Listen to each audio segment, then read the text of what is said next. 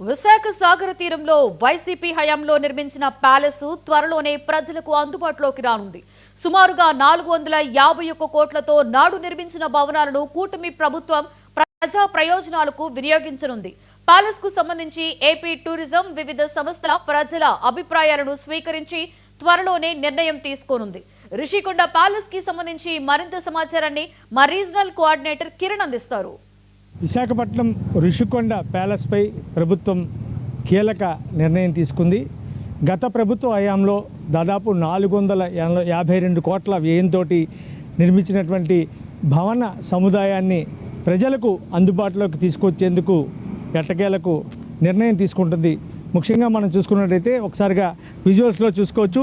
ఈరోజు గత ప్రభుత్వ హయాంలో భారీ స్థాయిలో నిర్మించినటువంటి ఏదైతే సాగర తీరం విశాఖపట్నం రిషికొండ సమీపంలో నిర్మించినటువంటి ప్యాలెస్ ఏదైతే ఉందో దాన్ని ఏ రకంగా వినియోగించుకోవాలని చెప్పి గత 16 నెలల నుంచి కూడాను కూటమి సర్కారు తర్జన భర్జనలు పడుతున్న పరిస్థితి మనకు తెలిసిన సంగతే.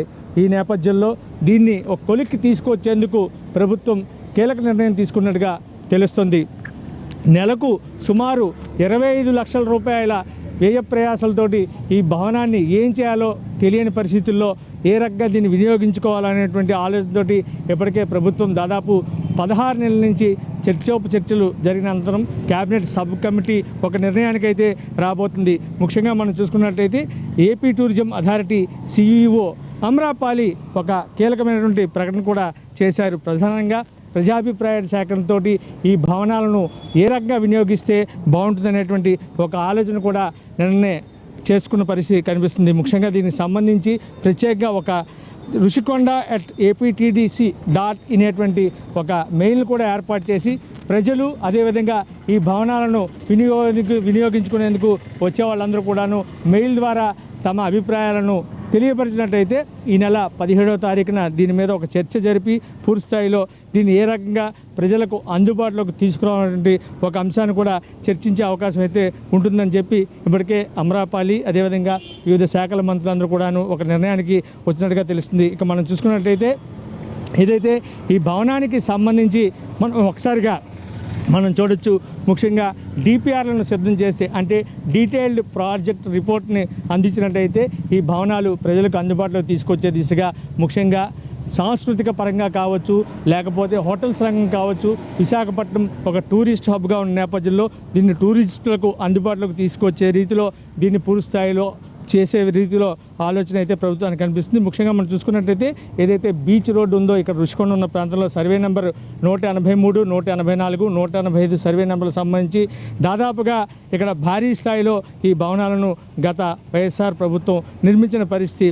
ఏదైతే రాజధానిగా విశాఖ కేంద్రంగా పరిపాలన సాగించేటువంటి ఒక స్వయం ప్రకటనతోనే వైఎస్ఆర్ ప్రభుత్వం ఆనాడు ఈ భవనాలను అత్యంత గోప్యంగా నిర్మించిన పరిస్థితి. ప్రజలు ఎవరు కానీ లేకపోతే ఇతరులు ఎవరు కూడా ఈ భవనాన్ని సందర్శించకుండా కట్టుదిట్టమైనటువంటి భద్రతను ఏర్పాటు చేసి ఎవరిని కూడా గతంలో ఈ భవన నిర్మాణాలకు సంబంధించినటువంటి అంశాలు ఏవీ తెలియకుండా చాలా గోప్యంగా నిర్మించిన పరిస్థితి స్పష్టంగా మనకు అందరికీ తెలిసిన సంగతే.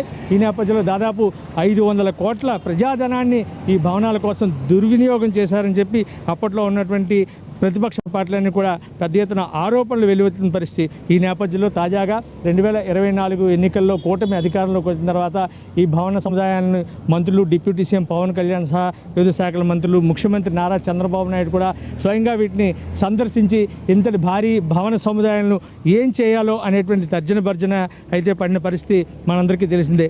ఈ నేపథ్యంలో తాజాగా ఏపీ టూరిజం ఆధ్వర్యంలో ఈ భవనాలను పూర్తి స్థాయిలో అప్పగించి వీటి వల్ల ప్రభుత్వ ఖజానాకు ఆదాయం చేకూర్చుకోవాలనే ఒక ఆలోచనతోటి తాజాగా ఈ నిర్ణయం తీసుకున్నట్టుగా తెలుస్తుంది. మొత్తం మీద మనం చూసుకున్నట్టయితే ఇక్కడ ఉన్నటువంటి ఏవైతే 4 ప్రధాన బ్లాక్లు ఏవైతే ఉన్నాయో వాటితో పాటు G+1 భవనాలు కూడా ఉన్నాయి. వీటిలో ముఖ్యంగా విజయనగరం బ్లాక్లో 3 యూనిట్లు, అలాగే గజపతి బ్లాక్లో 1 యూనిట్, కళింగ బ్లాక్లో 1 యూనిట్, వేంగి బ్లాక్లో 2 యూనిట్లు, మొత్తం సకల సౌకర్యాలు ఇందులో ఉన్నాయి. లగ్జరీ సూట్లు, బకే హాళ్ళు, అదేవిధంగా రెస్టారెంట్లు, స్పా, జిమ్, కాన్ఫరెన్స్ హాళ్ళు, లాంజ్లు మరియు సిబ్బంది వసతి సముదాయం. ప్రస్తుత స్థితి భవనాలు చూసుకున్నట్టే ఒకసారిగా మనం విజువల్స్ చూడవచ్చు. గత కొంతకాలంగా వీటిని ఉపయోగించకపోవడంతో ఇది శిథిలమయ్యే పరిస్థితి కూడా కనిపిస్తున్న నేపథ్యం. ఈ నేపథ్యంలో విశాఖ సాగర తీరంలో దాదాపు 11,453 చదరపు అడుగుల పైచిలుకులో ఈ భవన సముదాయాలు నిర్మిస్తే, ఇక బీచ్ను ఆనుకొని సుమారు 9 ఎకరాల స్థలం కూడా ఇది భవన సముదాయాలను ఆనుకొని ఉన్న నేపథ్యంలో వీటన్నిటిని కూడా పురుషాలో వినియోగించుకునేందుకు తగిన సామర్థ్యంతో వీళ్ళు ఏం చేస్తారు, ప్రజలకు ఎటువంటి ఇబ్బంది లేకుండా ఉండేలాగా అన్ని చర్యలు తీసుకుంటే మాత్రం ఖచ్చితంగా ఇది భవిష్యత్తులో ఉపయోగంగా ఉంటుందని చెప్పి ఏపీటీడీసీ అయితే ఒక నిర్ణయానికి వచ్చింది. ఏదైతే ఇందాక మనం చెప్పినట్టుగా rishkonda@aptdc.comకు మెసేజ్ చేసినట్టయితే, సమాచారం ఇచ్చినట్టయితే మెయిల్ ద్వారా అక్కడ ఉన్నటువంటి ప్రజల అభిప్రాయం కావచ్చు, లేదంటే వ్యాపారులు, పర్యాటకులు, అదేవిధంగా పారిశ్రామికవేత్తలు ఎవరైనా సరే ఈ భవన నిర్వహణను వాళ్ళు అందిపుచ్చుకున్నట్టయితే మాత్రం ఖచ్చితంగా ఇది భవిష్యత్తులో విశాఖే ఒక మకుటం లేని భవనంగా ఉండబోతుంది. ప్రధానంగా గత ప్రభుత్వ హయాంలో ఏదైనా పెద్ద ఎత్తున నిర్మాణం చేపట్టారంటే మాత్రం అది ఒక్క విశాఖలో నిర్మించినటువంటి ఈ ప్యాలెస్ అనే చెప్పక తప్పదు. మొత్తం మీద దాదాపు 16 నెలల తర్వాత కూటమి సర్కారు తీసుకున్నటువంటి నిర్ణయం పట్ల సర్వత్రా హర్షం వ్యక్తం అవుతుంది. కెమెరామెన్ రాజుతో కుమార్, 99 టీవీ వైజాగ్.